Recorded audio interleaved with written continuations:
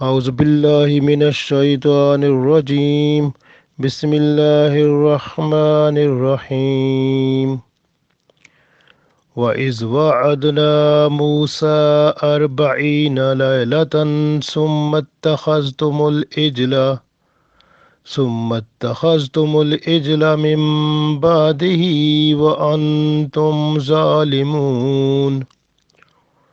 ثم عفونا عنكم من بعد ذلك لعلكم تشکرون. عزیز دوستو، السلام علیکم ورحمۃ اللہ وبرکاتہ. سورہ بقرہ کی ابھی 2 آیتیں میں نے تلاوت کی ہیں، آیت نمبر 51 اور آیت نمبر 52. ان 2 آیتوں میں اللہ تعالیٰ نے جو بنی اسرائیل کو موسیٰ علیہ السلام کے ذریعے تورات عطا کی اس کا ذکر آتا ہے، اور اس دوران جب موسیٰ علیہ السلام تورات لینے کے لیے کوہ طور پر گئے 40 دن، پیچھے بنی اسرائیل نے سامری ایک بندہ تھا، اس کا بنایا ہوا بچڑا جو تھا، گائے کا بچہ، اس کی پوجا کرنا شروع کر دی، اللہ کو بھول گئے.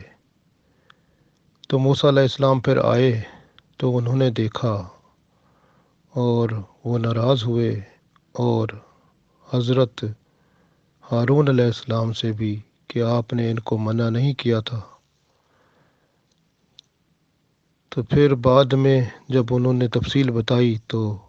بعد میں خاموش ہو گئے، پھر ان کے لیے بھی دعا کی. تو اللہ فرماتا ہے پھر ہم نے سب کو معاف کر دیا تاکہ یہ لوگ شکر گزار بن جائیں.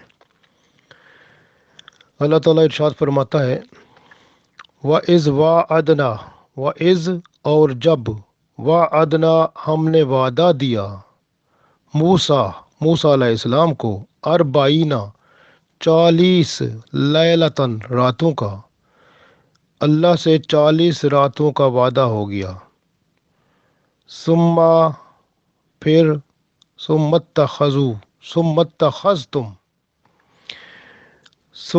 پھر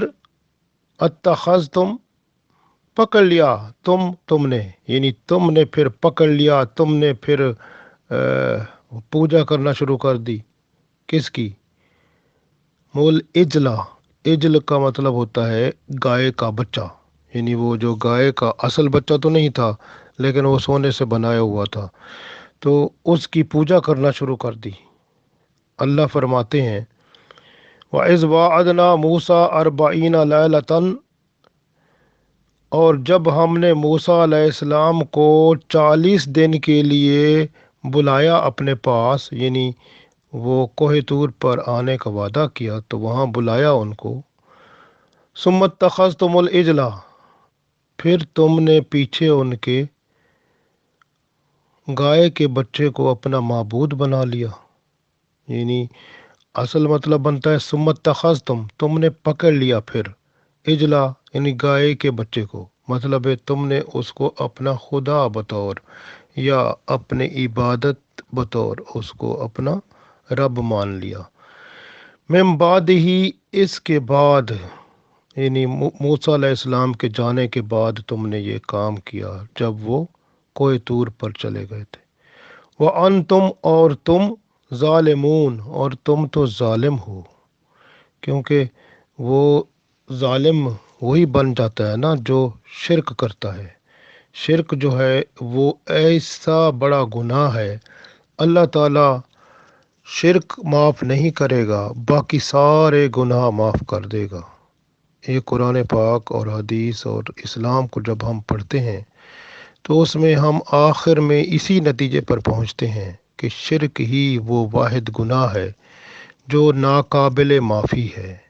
باقی سب گناہ اللہ معاف کر دے گا لیکن شرک کو معاف کبھی نہیں کرے گا. اس لیے شرک کو فرمایا گیا الشرک ظلم عظیم. شرک ایسا ہے، وہ عظیم ظلم ہے، سب سے بڑا ظلم ہے جو بندہ اپنے اوپر کر لیتا ہے، کیونکہ یہ اللہ کے ساتھ بغاوت ہے. تو یہ باغی ہو جاتا ہے، اللہ کا دشمن ہو جاتا ہے. یہ بہت بڑا گناہ ہے اور اس کی اس کے بچنے کی بندے کی کوئی راستہ نہیں ہے، کوئی ٹھکانہ نہیں ہے، کیونکہ یہ اللہ کے ساتھ کسی اور کو ملانا جس کے لیے اللہ نے سختی سے منع کیا ہے، اور یہ شرک ظلم عظیم ہے، گناہ عظیم ہے، اور جہنم میں لے جانے والا ہے، اور ہمیشہ ہمیشہ کی جہنم میں لے جانے والا ہے۔ اس میں کوئی ذرہ بھر بھی کسی طرح کی گنجائش ہی نہیں ہے۔ تو اللہ تعالیٰ ارشاد فرماتا ہے وَإِذْ وَعَدْنَا مُوسَىٰ 40 لَيْلَةً ثُمَّ اتَّخَذْتُمُ الْعِجْلَ مِن بَعْدِهِ وَأَنْتُمْ ظَالِمُونَ، اور جب ہم نے موسیٰ علیہ السلام کو 40 راتوں کے لیے اپنے پاس بلایا، وعدہ کیا کہ ہم تمہیں وہ تورات دے دیں گے، ان کو اپنے پاس بلایا کوہ طور پر، تو پیچھے تم نے بچھڑے کو اپنا خدا مان لیا اور تم تو ظالم بن گئے، کیونکہ تم تو بچھڑے کی پوجا کرنے والے بن گئے نا۔ ثم پھر افونا، پھر اللہ فرماتا ہے افونا، افوا کا مطلب ہوتا ہے معاف کرنا، نا کا مطلب ہم نے، ثم افونا، پھر ہم نے تمہیں پھر ہم نے معاف کر دیا، انکم تم کو، پھر ہم نے تمہیں معاف کر دیا، من بعد اس کے بعد، ذالکا اس لیے کہ لعلکم تاکہ تم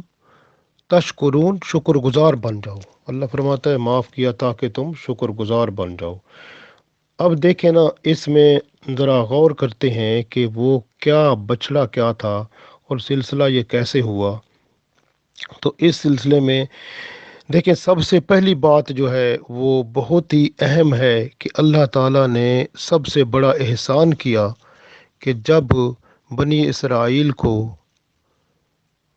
فرعونیوں سے نجات دی،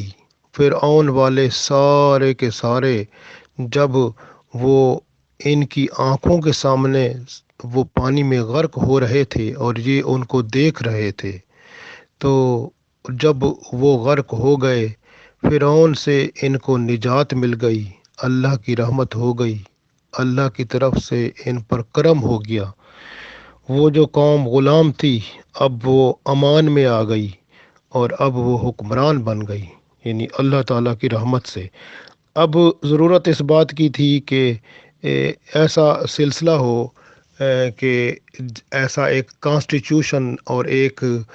آئین ہونا چاہیے، اور ایک زندگی گزارنے کا ایک ایک سلیقہ، ایک ایسی کتاب ہو جو زندگی گزارنے کے آسان طریقے بتائے، تاکہ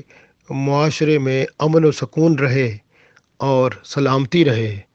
اور وہ کتاب اللہ تعالیٰ نے فرما دیا کہ موسیٰ علیہ السلام کو کہ 40 رات کا وہ چلہ جیسے ہوتا ہے، تو وہ اس کا حکم ہوا، تو موسیٰ علیہ السلام 40 راتوں کے لیے 40 دن کے لیے کوہ طور پر چلے گئے، تو وہاں پر تورات کتاب اللہ تعالیٰ نے عطا فرمائی۔ اب 40 راتوں میں کیا ہوتا تھا، رات کو موسیٰ علیہ السلام وہاں عبادت کرتے تھے اور دن کو روزہ رکھتے تھے اور اللہ کے ہاں ہی رہتے تھے، اور کیونکہ حکم الہی یہی تھا۔ پھر اللہ تعالیٰ نے ان کو تورات عطا فرمائی وہ تختیوں کی شکل میں، تو وہ تختیوں کی شکل میں تورات اب موسیٰ علیہ السلام کو جب ملی تو وہ لے کر واپس آئے۔ تو اس سے پہلے کیا ہوا کہ موسیٰ علیہ السلام کی یہ بنی اسرائیل کی قوم میں ایک سامری آ گیا۔ سامری جو تھا وہ ایک آدمی تھا، وہ پہاڑوں میں پروان چڑھا، اور پھر اس کا والد نہیں تھا، اور والدہ اس کو چھوڑ گئی۔ اب اس کے بارے میں جو تحقیق کریں تو یہی بات ملتی ہے کہ وہ حلال والا نہیں تھا، تو اس کی ماں اس کو ابھی چھوٹا سا تھا، اس کو پہاڑوں میں چھوڑ گئی، اور فرشتوں نے اس کی کھانے پینے کا انتظام کیا۔ اور پھر کیا ہوا کہ وہ جبرائیل علیہ السلام جو تھے اس کے گھوڑے کی پہچان کرتا تھا، تو وہ جبرائیل علیہ السلام کے گھوڑے کے سم، وہ جو بات ملتی ہے کہ سم سے وہ جو ہے جیسے چلتے تھے، اس کے نیچے سے مٹی جو تھی وہ اس نے کچھ کٹھی کی اور وہ اس کے پاس تھی۔ اب اس نے بنی اسرائیل میں کیا کیا کہ ان سب کو کہا ٹھیک ہے، سونا جو آپ کے پاس ہے وہ سب لاؤ، وہ سارے سونا لے آئے اور جو ہیرے جواہرات یا جو بھی ان کے پاس تھا، یا جو ان کو وہاں سے ملا تھا، کسی کو کوئی فرعونیوں سے یا جو بھی ان کے پاس تھا، وہ سارا مال آ گیا۔ اب اس نے کیا کیا، سامری نے وہ سب سونے کو وہ وہ جو ہے آگ میں تپایا اور اس کو میلٹ کیا، پگھلایا، پگھلا کے پھر اس سے جو ہے نا ایک جیسے گائے کا بچہ ہوتا ہے اس طرح کی شکل کا ایک جانور بنایا۔ اب اس کے اندر اس نے سوراخ رکھا، اس کا منہ بھی بنایا، اور اس کے اندر جو ہے وہ پھر وہ مٹی جو اس کے پاس تھی وہ بھی اس نے اس میں ڈال دی۔ اب وہ مٹی کی تاثیر یہ تھی، وہ جب اس نے ڈالی اور اس طرح سے، تو وہ جو بچڑا تھا اس کے اندر سے مختلف آوازیں آتی تھیں، یعنی اب وہ آوازیں جو ہوتی تھی وہ عام انسان یا عام دنیا سے مختلف تھیں۔ اب اس کی وجہ سے اٹریکشن دی، اس نے لوگوں کو کشش دلائی کہ آؤ بھئی یہ دیکھو تمہارا رب تو یہ ہے، موسیٰ علیہ السلام تو اپنے رب کے پاس گئے ہیں، تمہارا رب یہ ہے، وہ ان کے پاس ہے، تم اس کے پاس آؤ، اس کی عبادت کرو، اس کی پوجا کرو۔ بس وہ ایسے تھا، کیونکہ آوازیں اس کی اور اس طرح کی اٹریکشن اور پھر سونے والی شکل اس کی اور اس طرح دیکھ کے وہ انہوں نے کہا کہ ہو سکتا ہے یہی ہو۔ وہ ان کا ایمان جو تھا وہ متزلزل ہو گیا اور سلپ ہو گیا، جیسے سلپ ہو جاتے ہیں بندے، پھسل جاتے ہیں، تو پھسل کے وہ جو ہے 6 لاکھ بندوں میں سے صرف 12,000 بچ گئے، اور حضرت ہارون علیہ السلام جن کو موسیٰ علیہ السلام چھوڑ کر گئے تھے کہ میرا بھائی ان کو جو ہے دین اسلام پہ قائم رکھنا، اللہ کی عبادت میں لگائے رکھنا، جبکہ وہ حضرت ہارون علیہ السلام نے بڑی ان کو بڑی دفعہ فرمایا اور بڑی محنت کی کہ آپ لوگ یہ حرام ہے، یہ غلط ہے، یہ گناہ ہے، یہ جھوٹ ہے، یہ عبادت نہ کرو اس کی، یہ کوئی ہمارا وہ اللہ نہیں ہے، تو یہ اس کا کوئی تعلق نہیں ہے، رب یہ نہیں ہے۔ لیکن ان کی بات کسی نے نہ مانی، الٹا یہ لوگ حضرت ہارون علیہ السلام کو استغفر اللہ قتل کرنے تک بھی تیار ہو گئے تھے۔ تو اس وجہ سے یہ صورتحال جو ہو گئی تھی، اب اس صورتحال میں وہ وہاں پر موسیٰ علیہ السلام 40 راتوں کا چلہ پورا کر کے تورات لے کر جب واپس آئے، تو انہوں نے دیکھا کہ اب جو ہے نا صورتحال ایسی ہے کہ وہ بچڑا بھی بنا ہوا ہے، لوگ جو ہے اس کی عبادت میں لگے ہوئے ہیں۔ تو وہ تو بہت موسیٰ علیہ السلام جلال والے تھے اور بہت سخت تھے، تو ان کو تو بڑا غصہ آیا، وہ اپنے بھائی کا سر پکڑ کر ہلایا انہوں نے، اور ان کے بال کھینچے اور اس طرح سختی سے ان کو کہا کہ میں نے تو آپ کو کہا تھا، منع کیا تھا کہ ان کو یہ دین اپنے اللہ کی عبادت کی طرف رکھنا، یہ کیا ہو گیا؟ تو وہ انہوں نے کہا کہ میری ماں کے جائے تو جو ہے نا یہ مہربانی کر، یہ میرے اوپر رحم کھا، یہ میں نے بڑی محنت کی ان پہ، یہ لیکن یہ باز نہ آئے، یہ تو مجھے قتل کرنے تک پہنچ گئے تھے۔ تو پھر انہوں نے جب محبت پیار سے جب آرام سے بتایا سب کچھ، اللہ تعالیٰ نے موسیٰ علیہ السلام کے دل میں وہ پھر نرمی پیدا کی، تو اس وجہ سے کیا ہوا کہ وہ موسیٰ علیہ السلام نے پھر ہارون علیہ السلام کے بارے میں بھی دعا کی، اور پھر اللہ تعالیٰ کا انتظار کیا کہ اللہ تعالیٰ جو ہے ان کے لیے کیا حکم فرماتا ہے۔ تو پھر آگے جو ہے نا ہم آیت پڑھیں گے جس میں اب اللہ تعالیٰ فرماتا ہے پھر اللہ نے ان کو معاف کر دیا۔ اب معاف کرنے کا یہاں پر اللہ تعالیٰ نے یہ فرمایا کہ معاف کیا تاکہ وہ شکر گزار بنے۔ اب ان کو معاف کرنے کا طریقہ، ان کی توبہ کرنے کا طریقہ جو ہے وہ اب اگلی آیتوں میں آئے گا، تو انشاءاللہ اس میں ہم پڑھیں گے کہ ان کو کس طرح سے اللہ تعالیٰ نے وہ ان کی توبہ قبول کی، اور پھر یہ جو ہے اللہ تعالیٰ کے ہاں یہ مقبول کیسے ہوئے، اور پھر آگے سلسلہ کیسے چلا۔ تو اصل میں ان سے ہمیں یہ بھی سبق ملتا ہے کہ یہ جیسے سامری ہے، یہ اس طرح کے لوگ اسلام کے اندر آ جاتے ہیں۔ جیسے آپ دیکھیں نا، یہ جب سلطنت عثمانیہ تھی، پیچھے آپ دیکھیں نا، تو یہ جب انگریزوں نے وہ مسلمانوں کی حکومت کو ٹکڑے ٹکڑے کیا، تو کیا ہوا تھا اس کے اندر جو ہے انہوں نے اپنے وہ بندے بیچ میں ڈالے تھے جو جن کو قرآن پاک بہت خوبصورت انداز میں آتا تھا، ان کو قرآن پاک ترجمہ تفسیر کے ساتھ آتا تھا، وہ دین اسلام کی پوری شریعت مختلف مذاہب کے یعنی اماموں کے حوالے سے وہ سب جانتے تھے، اور ایسے لوگ بہت مثالیں ہیں۔ تو پھر وہ جو ہے انہوں نے جا کر وہاں مختلف ملکوں میں اور خاص طور پر یہ ترکی اور اس میں، تو انہوں نے کیا کیا کہ وہ مسلمانوں کے فرقے بنائے اور آپس میں لڑایا۔ تو فرقے بنائے، آپس میں لڑایا، ان کی طاقت کم ہوئی تو پھر ادھر حملہ کر کے انہوں نے وہ قبضہ کر لیا۔ تو یہ جو ہے نا، یہ باہر کے بندے جب اندر آتے ہیں نا، تو وہ جو ہے نا معاملہ خراب کرتے ہیں۔ تو ہمارا کام کیا ہے کہ ہم اگر کوئی بھی ایسا انسان دیکھیں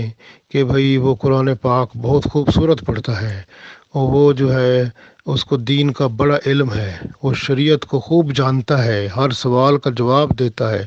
ذرا یہ تو دیکھیں ہے کون سا بندہ ہے، اس کا پورا شجرہ نسب دیکھنا چاہیے کہ بعض اوقات وہ ایسا تو نہیں ہے کہ کوئی باہر سے آیا ہے اور وہ بیچ میں جاسوس ہے اور وہ اندر فرقے بنا کے لڑانا چاہتا ہے تاکہ معاملہ خراب کرے۔ یہ ہمارے ہاں ضروری ہے اس کا خیال رکھنا، کیونکہ بہت سارے ایسے واقعات افغانستان میں بھی آئے جہاں پر روس کی طرف سے بھیجے گئے تھے ایسے لوگ، اور مختلف جگہ پر جو ہے ایسے معاملات ہوتے ہیں۔ تو اس لیے ہمیں یہ چاہیے کہ باہر سے جو بندہ آتا ہے تو وہ اس کے اوپر نظر رکھنی چاہیے، اور چاہے وہ اسلام کو مکمل سمجھتا ہو تو پھر بھی ہمیں خیال رکھنا ہے کہ ایسا تو نہیں، جیسے آپ دیکھیں نا بہت سارے ایسے فرقے بن چکے ہیں، اور ان فرقوں میں دیکھیں نا اگر پیچھے جائیں تو آپ کو وہ جو ہے نا، وہ اگر غور کریں نا پیچھے جو فرقے جو بن چکے ہیں تو آپ کو وہ کوئی ٹھوس دلیل نہیں ملے گی، بلکہ جو ہے نا آپ خود ہی پریشان ہو جائیں گے کہ لوگوں کو ہو کیا گیا، یہ کیسے انہوں نے اپنے آپ کو چینج کر لیا۔ تو یہ جو ہے نا اس وجہ سے اصل ٹھوس بات جو ہے نا وہ حقیقت قرآن و سنت ہے، بس جو اللہ اور اس کے رسول صلی اللہ علیہ وسلم نے فرما دیا، بس وہی دین اسلام ہے، اور پھر اسی پر قائم رہ کے ہی ہم آگے بڑھ سکتے ہیں۔ لیکن جو دین کو پہنچانے والا ہے اس کو بھی دیکھنا پڑے گا کہ اس کے اندر جو ہے وہ کیا، وہ جو باہر ہے اندر سے بھی وہی ہے کہ نہیں ہے، کیونکہ جو باہر ہوتا ہے نا وہ اندر سے کچھ اور ہوتا ہے، کیونکہ دل جو ہوتا ہے نا اس کے اندر وہ دوسرے کام کے لیے ہوتا ہے، اور اوپر سے وہ چاہے متقی پرہیزگار مسلمان نظر آئے، تو اس لیے نظر رکھنا ضروری ہوتا ہے۔ اس طرح کے سامری بڑے پھرتے ہیں جو مسلمانوں کو شرک کی طرف وہ لگاتے ہیں، اور پھر جھگڑے کرا کے، لڑائی کرا کے، تو وہ آپ مسلمانوں کی قوت کو، تو اتحاد اتفاق کو تباہ کر دیتے ہیں۔ تو اتفاق اتحاد بہت اہم چیز ہے، اس لیے اللہ تعالیٰ نے فرمایا کہ جب تک تم، آپ دیکھیں نا، پہلی تو بات یہ ہے کہ نماز میں دیکھیں نا، نماز کے اندر اگر آپ کی صف صحیح نہیں ہے تو وہ کہا جاتا ہے کہ اگر صف صحیح نہیں ہے، اگر صف کو ٹیڑھی کرو گے تو تمہارے دل بھی ٹیڑھے ہو جائیں گے، اور یہ تو چھوٹی سی بات ہے، صف کی بات ہے جو نماز پڑھتے ہیں۔ تو اگر وہ جو فرقے بنے گے اور اس میں ایک دوسرے کے دلوں میں میل آ جائے گا، اصل میں ایک دوسرے کے دشمنی ہو جاتی ہے، خلاف ایسے ہو جاتا ہے، تو وہ کتنا بڑا، یعنی اللہ تعالیٰ کی طرف سے آپ دیکھیں نا،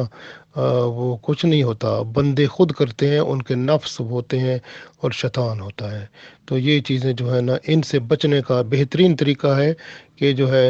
آپ اللہ کے قریب ہو جائیں، اور اللہ تعالیٰ جب بندے کو قریب کرتا ہے تو ان کو دل کی حالت بھی بتاتا ہے، تو اللہ تعالیٰ بندے کو دکھا دیتا ہے کہ اندر باہر سے یہ کون ہے،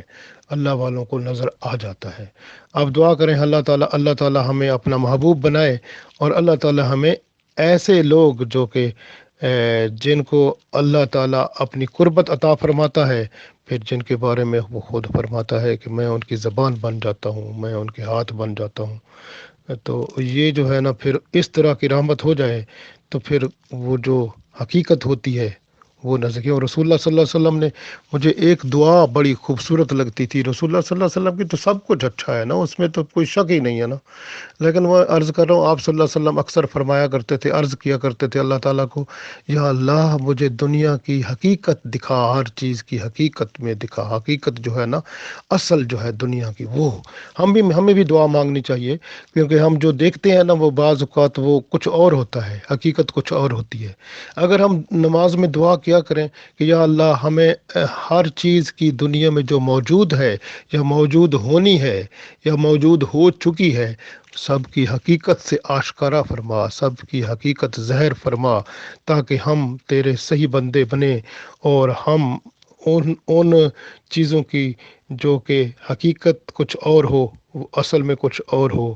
اس میں بھول کر ہم تجھے نہ بھول جائیں، بلکہ ہم تیری یاد میں مستقل استقامت اختیار کریں۔ اس وقت ہی ممکن ہے جب تو دنیا کی ہر چیز کو ہمارے اوپر عیاں کر دے، حقیقت واضح فرما دے۔ یا اللہ ہم سب کی یہ دعا قبول فرما لے۔